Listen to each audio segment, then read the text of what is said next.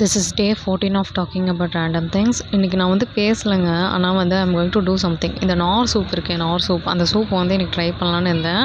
அதுக்கு அந்த இன்க்ரீடியன்ட்லாம் பார்த்து ஒரு 4 கப் தண்ணி ஊற்றிட்டு அப்புறம் ஊற்றிக்கிட்டே இருக்கேன்.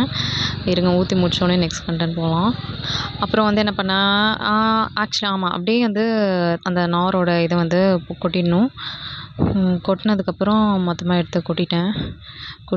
இப்போ பாருங்கள், இப்போ வந்து கேஸை வந்து பற்ற வைக்கணும். கேஸ் வந்து பற்ற வச்சோடனே லைக் அந்த வெசலை தூக்கி வந்து இதில் வச்சுட்டு என்ன பண்ணுங்கள், அந்த நார் இன்க்ரீடியனோட இதை வந்து ரீட் பண்ணுங்கள். இப்போ வந்து லம்ஸ் கிரியேட் ஆகாமல் மிக்ஸ் பண்ணுங்கள். இப்போது இப்படி தான் இருக்குது. அப்புறம் என்ன ஆகும், கொஞ்சம் நேரம் கழிச்சு உங்களுக்கு இந்த மாதிரி கொஞ்சம் லைட்டாக வந்து ஜெல்லி கன்சிஸ்டன்சியில் இல்லை ஒரு மாதிரி வரும். இப்போ வந்து நான் டேஸ்ட் பண்ணி பார்க்குறேன். ஓகே, நாட் பேட், நல்லா தான் இருக்குது. Yeah, it's nice guys. ஆனால் லைட்டாக புளி வெல்லம் மாதிரி இருக்கும், எங்கள் அம்மா சொன்னாங்க.